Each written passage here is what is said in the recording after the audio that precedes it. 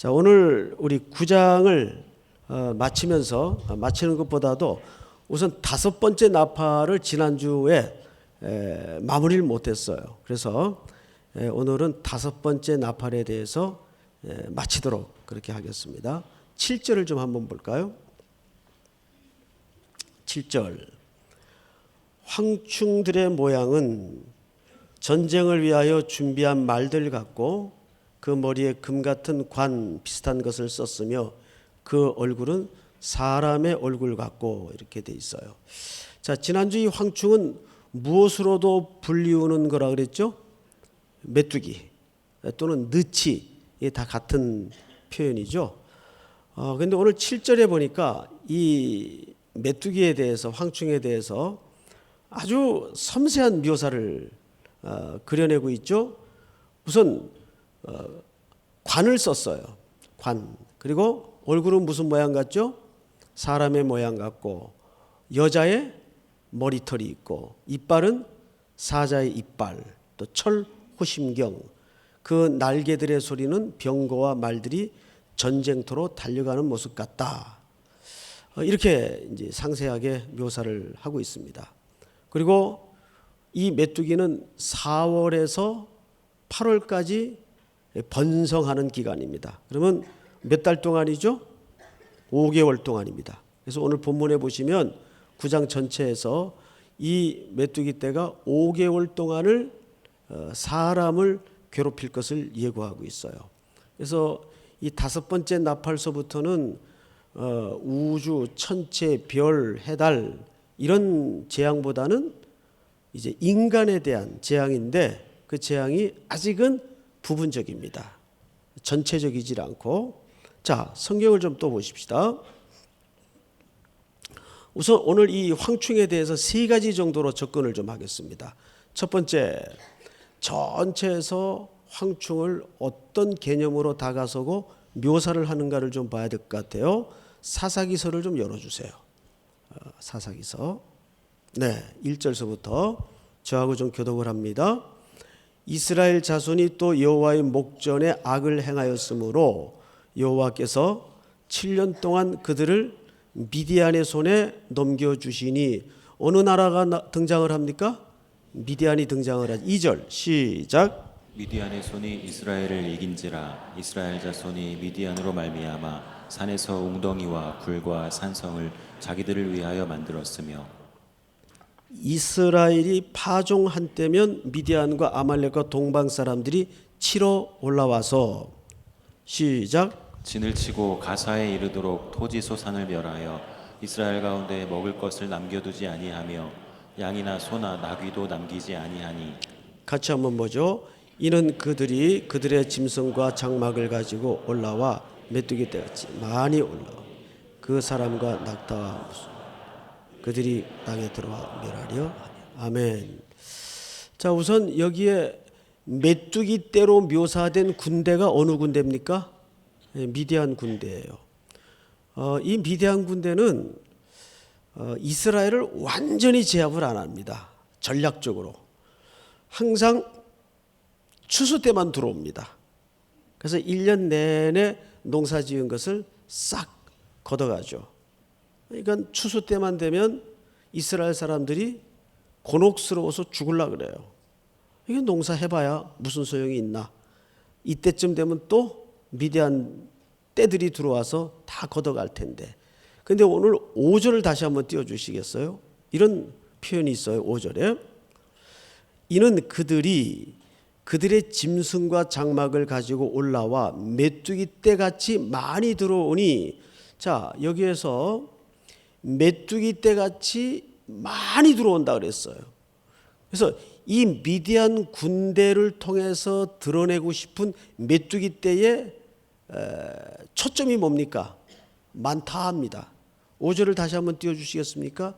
많이 들어오니 그 사람과 낙타가 무수함이라 그들이 그 땅에 들어와 멸하려 하니. 자, 이제 걷어도 되겠습니다. 사사기에서 등장한 메뚜기 떼로 묘사된 미디안 군대의 특징은 어마어마하게 많은 겁니다. 그것이 메뚜기 재앙 속에 드러내고 싶은 첫 번째 담아진 그림이에요. 많다. 옛날 그 개정되기 전에 성경은 메뚜기 떼 같이 중다함이라 그랬어요. 중다함이라 이런 표현을 쓰기도 했어요. 자, 두 번째 몇 절을 보시냐면 아모스 7장을 좀 열어주세요. 자, 1절 2절을 좀 같이 읽겠습니다. 합독합시다. 시작. 주 여호와께서 내게 보이신 것이 이러하니라. 왕이 풀을 벤 후 풀이 다시 움돋기 시작할 때에 주께서 메뚜기를 지으심에 메뚜기가 땅의 풀을 다 먹은지라. 내가 이르되 주 여호와여 청하건대 사하소서. 야곱이 미약하오니 어떻게 서리이까 하매. 예, 방금 읽은 2절을 보시면 메뚜기가 땅의 풀을 어떻게 해요? 다 먹는다. 자, 다 먹으면 그 먹어치운 결과가 뭡니까? 파멸이에요. 황폐하게 되는 거예요. 그래서 메뚜기 떼의 재앙에 담아진 속성의 첫 번째 속성은 많다. 지난주에는 이 많음이 어디를 덮었죠? 하늘을 덮었어요. 마치 그 펄버그 대지에 나오는 메뚜기 떼가 날아갈 때 깜깜함이 임했던 것처럼, 또 출애굽기의 재앙처럼 메뚜기 떼가 떴다 하면 하늘을 가릴 정도로 확 덮어버립니다. 게다가 화덕에 뭐가 솟아나는 것 같아요? 연기가 솟아나요. 그래서 그 연기가 하늘을 덮어요. 그래서 창세기 19장에 보면 소돔과 고모라 성의 정확한 멸망의 그림이죠. 그 소돔과 고모라 성의 멸망의 그림 속에 두드러지는 상징이 뭡니까? 어두워서 그들이 서로 길을 찾지 못하고 더듬기 시작합니다. 이것이 말씀이 닫혀질 때 시대의 상징이에요. 그래서 사사기 시대를 왜 흑암의 시대라고 성경 기자는 기록했을까요? 그때는 말씀이 닫혀진 시대입니다. 그래서 사무엘이 태어날 때는 사무엘서 기록에 성경 기자가 이런 표현을 하나 남겨요.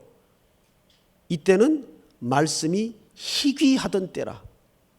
그러니까 진짜 말씀이 열리지 않고 사람들의 눈에, 심령에, 입에 다 봉해진 시대였다 그 말이에요. 그러니까 성경 기자는 시대마다 그와 같은 재앙의 시간은 없다 그 말이죠. 가장 저주와 재앙은 말씀이 닫히는 겁니다. 사람들 귀에 닫히고 눈에 닫히고 시대의 말씀이 닫혀버리는 거예요. 그것만큼 끔찍한 재앙이 없다는 걸 설명하는 겁니다. 자, 그런데 이 메뚜기 재앙을 통해서 오늘 설명하는 것은 첫 번째, 많다.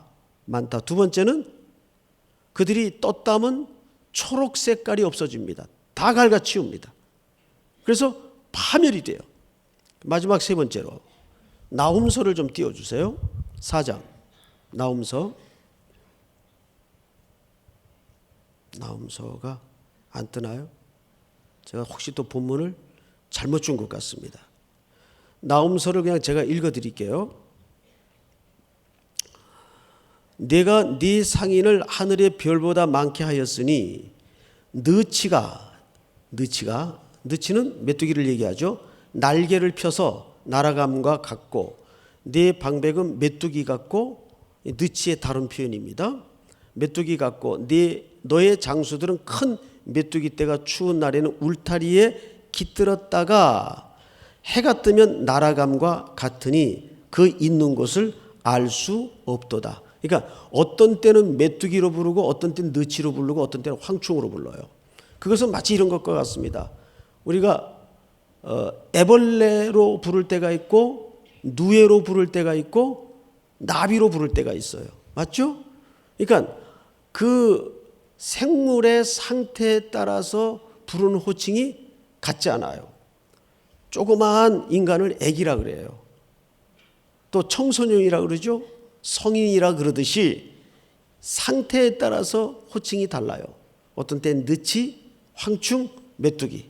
자, 근데 문제는 이 나훔서에서 메뚜기에 대해서 상징을 드러내고자 하는 초점은 딱 하나입니다. 17절을 다시 읽어드릴 테니까 그냥 들어보십시오. 네 방백은 메뚜기 같고 너의 장수들은 큰 메뚜기 떼가 추운 날에는 울타리에 깃들였다가 추운 날에는 울타리에 이렇게 앉아요. 해가 뜨면 어떻게 해요? 날아가는 것, 날아감과 같으니 그 있는 곳을 알 수 없도다. 이건 뭐죠? 간단히 이해해서 나훔서 기자를 통해 메뚜기의 특성을 설명하는 겁니다. 메뚜기의 특성은 돌연성이라는 거예요. 말하자면 앉기는 앉는데 언제 안개처럼 날아가는지 모르고 또 언제 앉는지 모르는 거예요. 그러니까 메뚜기가 갖는 또 하나의 성격은 돌연성에 있다는 거죠. 근데 뭐가 돌연적으로 오죠? 재앙이, 예수 그리스도의 재림이 전부 돌연적으로 일어납니다. 자, 그러면 이 세 가지 상태를 한번 종합해 보십시다. 첫째, 메뚜기가 갖는 상징이 중다하다. 사사기를 통해서 알았어요. 많다. 근데 이놈들이 한번 뜨면 초록은 다 파괴가 됩니다. 그러니까 파멸을 설명해요. 근데 마지막 세 번째 나훔서를 통해 보여준 상징은 메뚜기의 어떤 속성을 그려냈죠? 돌연성. 갑작스럽게 사라지거나 또는 갑작스럽게 임하는 상태를 설명한 겁니다. 자, 그러면 이 재앙이 도대체 누구에게 임한다는 것인가? 이마에 인침을 받지 않은 하나님 알지 못하는 백성들에게 이 재앙이 임한다는 거예요. 자, 그래서 우리는 이제 이 계시록 해석에 아주 위험한 해석 중에 하나가 이 계시록 해석을 세대주의적 해석으로 이해를 하는 겁니다. 벌써 세대주의라는 말 딱 들어오니까는 머리가 확 엉클어지죠. 염려하지 마세요. 간단하게 설명을 해드리니까. 세대주의라는 건 뭐냐면 아주 단순하게 이해해서 이런 해석이 세대주의에도 여러 해석이 있거든요. 요 사건이 일어나면 요 사건이 그 다음에 일어나고 요 사건이 일어나면 요 사건이 그 다음에 일어나고 이런 식의 설명인데 이것이 성경의 모든 세대를 단계적으로 끊어서 이 사건은 오늘날 무슨 사건에 해당하며 이 사건은 오늘날 무슨 사건에 해당하며 아주 위험한 어거지식 대입과 적용을 하는 해석 방법이 있어요. 그러면 우리 개혁주의 입장에서의 종말은 뭐냐 했을 때 앞서 세대주의적 해석의 성격은 훨씬 사람들이 논리적으로 이해하는데 설득력이 더 있어요. 정말 아구가 쉽게 얘기하면 딱딱 맞아요. 그러니까 훨씬 듣기도 편하고 신기하고 사람들이 매혹되기 쉬운 해석 방법 중에 하나입니다. 이게 이제 이런 해석이 주로 미국에서 많이 달라스 신학교를 중심으로 유행했던 때가 있어요. 자, 그런데 우리 개혁주의 입장에서 취하는 종말론적 해석 방법은 뭐냐면 이런 겁니다. 종말은 우리가 언제부터로 알고 있습니까? 예수 그리스도께서 이 땅에 초림의 사건으로 임재하시는 순간부터 종말이 시작이 된 거예요. 왜? 그분이 오심으로써 이미 종말이 시작이 된 겁니다. 근데 그 종말이 지금 언제까지죠? 지금까지예요. 그러니까 우리 개혁주의 입장에서의 종말은 늘 무슨 형입니까? 진행형이고 항상 현재형이에요. 이 모두가 요한이 반모섬에서 계시를 받을 때 전부 종말에 대한 그림이란 말이에요. 그러면 이것이 세대주의 해석처럼 저 어느 먼 미래에 일어나는 일이 아니고, 다시요, 이 계시록의 이 사건들은 저 멀리 시간적으로 먼 미래에 일어나는 일들이 아니고 오늘이 여전히 우리가 이해하는 종말의 시간 개념이라면 이 일은 언제 일어나고 있다는 얘기입니까? 그렇죠. 지금 일어나고 있다는 얘기예요. 그래서 앞에 복잡한 신학적 해석을 전제하는 겁니다. 그래서 종말에 대한 시간의 이해를 어떻게 갖느냐에 따라서 이 계시록의 해석과 적용은 달라질 수밖에 없기 때문입니다. 이것이 종말의 시대에 벌어질 그림들을 하나의 아이콘처럼 계시록이라는 방법을 통해서 설명한 거거든요. 그런데 마치 이 계시록이 오늘의 문제와는 상관없이 먼 훗날 세대주의자들의 해석 방법에 따라서 그때 이 사건이 일어날 것이다, 이렇게 미래적 시간에만 국한시켜서 해석하는 방식이 있다고요. 그거는 위험하거나 틀린 해석입니다. 우리가 이해하는 종말관의 근거에서 적용을 하자면 이러한 재앙은 여전히 현재적이고 언제 일어나고 있어요? 오늘날 지금에 일어나고 있다는 거예요. 그럼 과연 그런가? 맞습니까? 틀립니까? 과연 그렇습니다. 지금 이 시대가 종말의 징조가 곳곳에서 드러나고 있어요? 안 드러나고 있어요? 드러나고 있습니다. 요즘 희한한 게 신천지들이 아주 적극적으로 나오니까 거기에 또 슬그머니 보편화돼 가지고 일반화시켜서 넘어가는 사람들이 그렇게 많다 그래요. 그러니까 저마다 독특한 해석과 교리는 가리키는데 전부 닫혀진 깜깜한, 오히려 진리를 닫아버리는 이러한 성경 공부나 잘못된 교리들이 얼마나 많습니까? 요즘은 아예 버스 광고판에도 교리 비교해가지고 그 광고판을 붙이고 다니더라고요. 혹시 여러분 버스 타고 다니다가 보신 분들이 있을 거예요. 그 신천지에서 광고 의뢰해가지고 버스에다가 붙이는 거거든요. 이제 그런 세상이 되고 말았어요. 우리가 조금만 진지하게 성경을 바르게 이해하고 있다면 신천지 집단이 해석해내는 그런 계시록의 해석이나 성경의 해석이 얼마나 허무맹랑하고 근거 없는 해석인가를 금방 알 수 있어요. 무슨 깊은 신학 지식이 없어도 금방 깨달을 수가 있어요. 그래서 결론, 오늘 이 계시록의 재앙은 먼 훗날 일어나고 있는 재앙이 아니라, 일어날 재앙이 아니라 종말적 관점에서 오늘날의 우리의 현실 속에 벌어지고 있는 일이다. 그럼 현실 속에 지금 뭐가 벌어지고 있어요? 아까 말씀드린 대로 사사기 시대처럼 하나님의 말씀이 점점 닫혀지고 있어요. 이것이 말세에 나타난 가장 중요한 큰 징조입니다. 자, 조금만 더 보도록 하십시다. 몇 절을 보시냐면 계시록 9장 4절을 좀 볼까요? 9장 4절. 4절만 한번 같이 읽겠습니다. 시작. 그들에게 이르시되 땅의 풀이나 푸른 것이나 각종 수목은 해하지 말고 오직 이마에 하나님의 인침을 받지 아니한 사람들만 해하라 하시더라. 정확하게 이 재앙은 성도에게 명하신 재앙입니까? 이마에 인침을 받지 않은, 그리스도의 보혈의 은혜로 구속받지 않은 사람들에게 해당되는 재앙입니까? 후자란 말이죠. 믿습니까?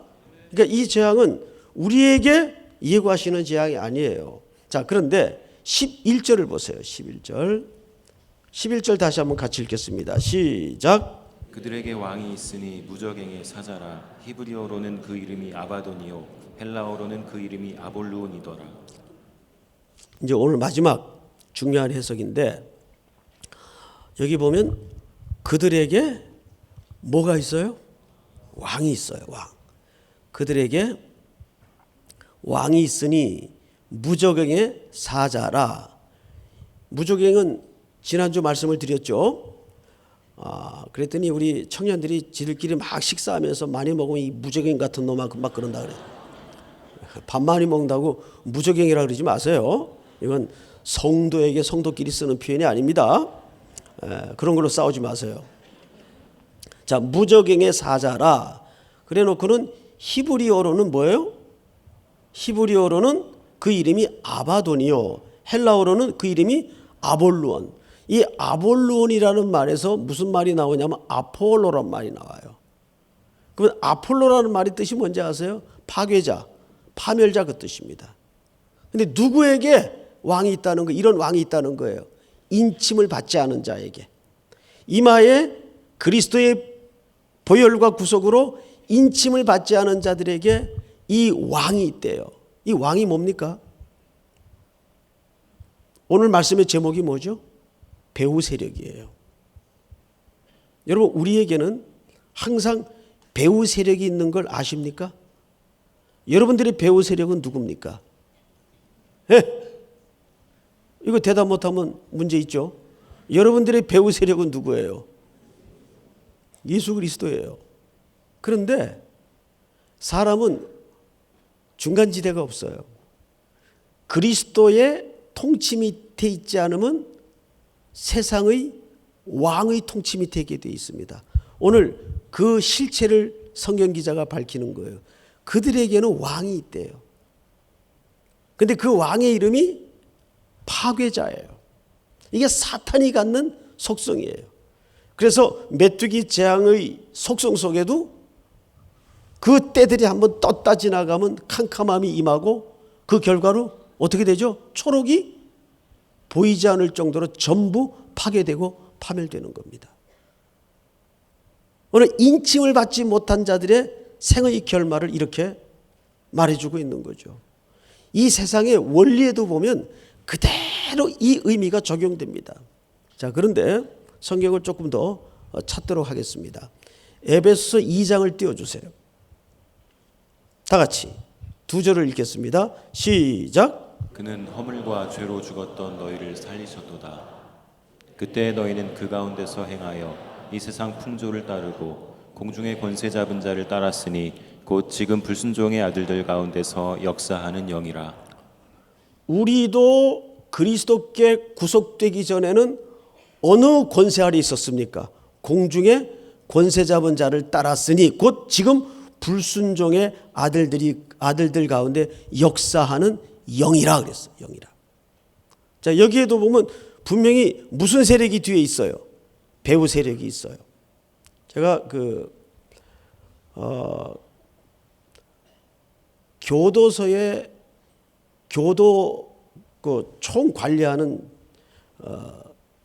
우두머리 뭐라 그러죠? 그걸 교도관 중에 최고. 교도소 소장이죠, 소장. 그 소장을 역임하시는데 이렇게 한국말이 생각이 안 나요. 장로님 한 분을 알고 계세요. 박효진 장로님이라고. 혹 들어보셨을 거예요. 그분을 모셔다가 한번 우리 청년들에게 간증을 두어 차례 들려드렸던 적이 있어요. 근데 그분이 그 간증 속에서 그런 얘기를 하시더라고요. 그러니까 이제 교도소를 지키는 소장이다 보니까 별의별 사람들을 다 만나죠. 세상에 흉악한 사람들을 다 만나죠. 그런데 한 번은 앳된 소년 하나가 들어왔는데 얼굴을 보니까 뭐 이건 도저히 모기 하나 때려잡을 얼굴이 아니더래요. 얼굴이 이제 해맑고 깨끗하고 얌전하게 생긴 거예요. 이상하다. 그래서 걔를 이제 앉혀놓고 이제 조사를 하는데 자꾸 말을 못하는 거예요. 애가. 그러는 애가 아닌데. 근데 이분이 아주 기도를 많이 하는 분이에요. 그리고 영적으로 굉장히 민감하고 예민해요. 자기가 그럴 수밖에 없었던 게 자기도 과거에는 어마어마한 술주정뱅이에다가 부인 속을 그렇게 썩이고 자기도 보통 세상적으로 놀았던 사람이 아니라는 거죠. 그런데 어느 날 그리스도께 붙잡힌 이후에 깊이 주님과 말씀으로 교제하면서 하나님에게 어마어마한 은혜를 받았어요. 그리고 영의 눈이 밝아졌어요. 그렇다고 해서 무슨 투시 이런 게 아니에요. 이 아이하고 이제 신문 겸 조사를 하는데 애가 땀을 뻘뻘 흘리고 말을 제대로 못하고 아이 상태를 보면 도저히 그렇게 흉악한 짓을 할 아이가 아닌데 이 아이가 무슨 짓을 했는가 하면 존속살인범으로 들어왔어요. 어머니한테 와서 용돈을 달라고 그랬다가 거절을 당하니까 신발장에 있던 망치를 들어가지고 어머니와 할머니 할아버지까지 그랬나 하여간 살인을 저질렀어요. 그리고 그 시신을 마당에다가 묻어버린 겁니다. 그것도 참 어리석죠. 그리고 얼마 있다가 들통이 나서 이제 붙잡혀 들어온 거예요. 그렇게 신문을 하는 과정에서 장로님이 딱 보니까 무언가가 얘를 강력하게 붙들고 있더라는 거예요. 그래서 걔 이름이 호성인데 그 뭐 책에도 다 나온 이름이니까 제가 그대로 얘기를 하는 겁니다. 호성아, 너 뒤에 누구 있지? 엄하게 얘기를 했대요. 무섭죠. 너 뒤에 누구 있지? 그러니까 그때부터 벌벌 떨면서 비명을 지르고 살려주세요, 살려주세요. 그러니까 이 아이를 제압하는 어떤 악한 영에 얘가 정신이 붙들리고 멘탈이 붙들리고 마음이 붙들렸던 겁니다. 그래서 그 아이를 그 교도소에서 치유하고 온전하게 만들었어요. 이분이 간증한 책에도 보면 이 내용이 등장을 합니다. 여러분, C.S. 루이스가 남긴 말 중에 이런 얘기를 했죠. 성도들에게 두 가지 극단이 있다. 귀신을 너무 무시하는 성도들이 있다. 그거 좀 말이 이상하긴 한데, 그 뭐 귀신 같은 게 어디 있어? 귀신의 존재를 아예 부정하거나 무시하는 부류가 있다 그 말이에요. 실제 그런 사람들이 있어요. 조금 먹물을 먹었다는 분들이 그런 쪽이 많아요. 그런데 또 반대 극단이 있어요. 모든 삶이 다 귀신으로 통해요. 심지어는 연필 깎다가 손에 피가 나도 이 귀신이 역사했다. 뭐 감기만 걸려도 이 귀신의 장난이다. 제 주변에 그런 사람들 제가 흔하게 봤어요. 또 그거를 가리키는 집단이 저 영등포 쪽에 유명한 삼계탕집 옆에 그 교회가 있어요. 무슨 교회라고 있어요. 거기에서 그런 잘못된 귀신론을 가리켜요. 그래서 한때 한국 사회 신학적인 큰 혼란을 가져왔어요. 둘 다 잘못된 겁니다. 분명한 것은 영적인 배후 세력이 있습니까 없습니까? 있습니다. 있습니다. 성경이 얘기하는 거예요. 에베소 2장 2절을 다시 한번 띄워주시겠습니까? 다시 한번 읽어보십시다. 시작. 그때 너희는 그 가운데서 행하여 이 세상 풍조를 따르고 공중의 권세 잡은 자를 따랐으니 곧 지금 불순종의 아들들 가운데서 역사하는 영이라. 중립지대는 없어요. 우리 한 구절만 더 보십시다. 요한일서 4장을 좀 띄워주세요. 사랑하는 자들아, 영을 다 믿지 말고 오직 영들이 하나님께 속하였나 분별하라. 많은 거짓 선지자가 세상에 나왔음이라. 시작. 이로써 너희가 하나님의 영을 알지니 곧 예수 그리스도께서 육체로 오신 것을 시인하는 영마다 하나님께 속한 것이요.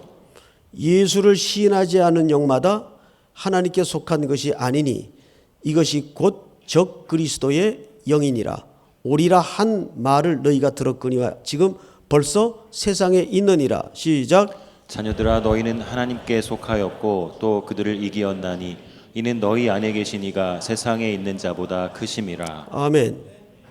이때 무슨 이단들이 득세를 하여 일어났는가 하면 예수 그리스도께서 육체로 오신 사건을 부인하는 부류들이 일어났습니다.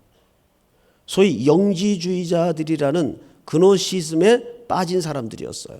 이런 잘못된 이단들이 지식인들을 중심으로 교회를 파고들어서 거짓 교리를 가르쳤던 겁니다. 그래서 요한일서 4장 2절을 다시 보시면 거기 중요한 단서가 하나 있죠. 2절을 띄워주세요. 이로써 너희가 하나님의 영을 알지니 곧 예수 그리스도께서 육체로 오신 것을 시인하는 영마다 누구에게 속한 것이에요? 하나님께 속한 것이에요. 3절 시작. 예수를 시인하지 아니하는 영마다 하나님께 속한 것이 아니니 이것이 곧 적그리스도의 영이니라. 오리라 한 말을 너희가 들었거니와 지금 벌써 세상에 있느니라. 아멘. 왜 예수 그리스도께서 육체로 오신 사건이 우리에게 그토록 중요해야 합니까? 그분은 완전한 하나님이시고 완전한 인간이세요. 완전한 인간이기 때문에 우리처럼 스스로 자신을 제한하셔서 줄이시고 똑같이 허기도 있으시고 눈물도 있으시고 슬픔도 있으시고 연약한 가운데 죄와 맞서서 그거를 이겼다고요. 그래서 히브리서 기자가 뭐예요? 그분은 우리를 다 경험하셨기 때문에 우리의 연약함을 너무나 잘 아시는 분이세요. 그러나 죄는 없으시다고 말씀하셨습니다. 그래서 죄 없는 어린 양이신 예수 그리스도가 십자가에 우리의 모든 죄를 묶어서 대신 죽으시고 대속하여 죽으신 겁니다. 그러니까 그분이 온전한 인간으로 오시지 않았다면 우리에게 구속의 사건은 불가능하고 일어날 수가 없는 거예요.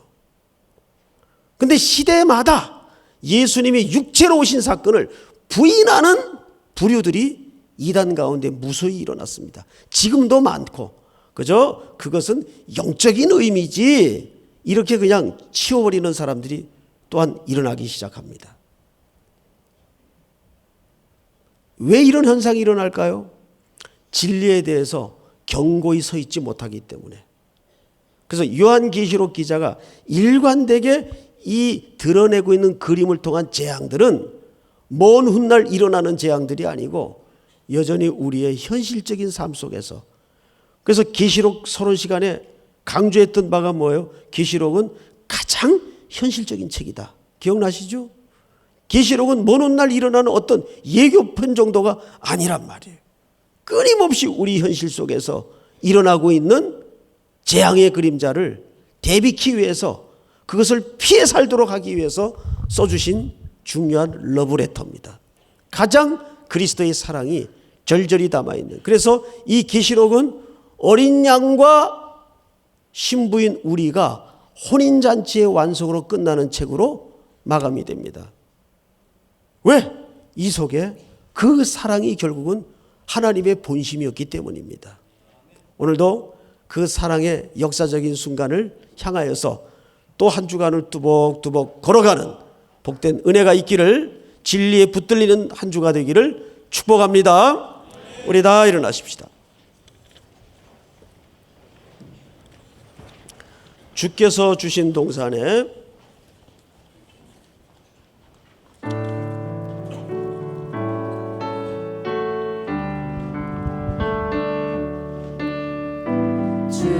주께서 주신 동산에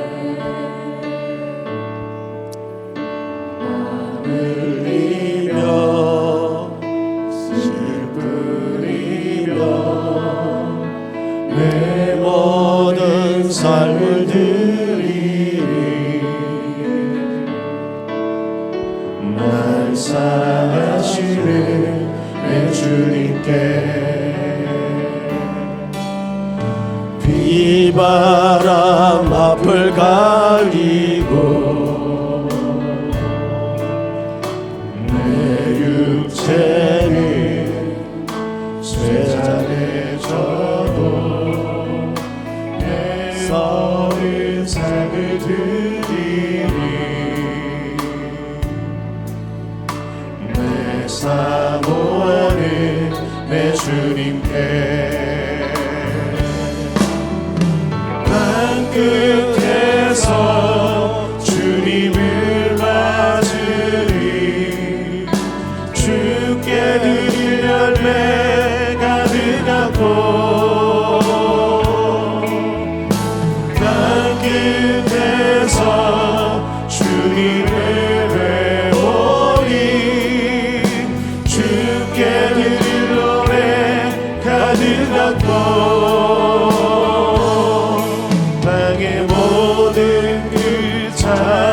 찬양하라 주님 오시기 예비하라 땅의 모든 끝에서 주님을 찬양하라 영광의 주님 곧 오시니 다시 한번 땅 끝에서 주님을 맞으리 땅끝에서 주님을 맞으리 주께 드릴 열매 가득하고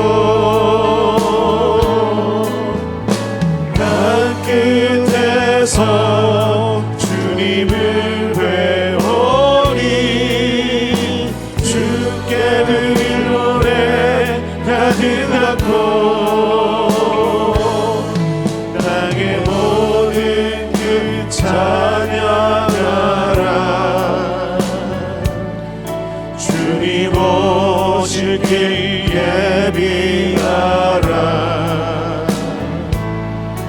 땅의 모든 끝에서 주님을 찬양하라.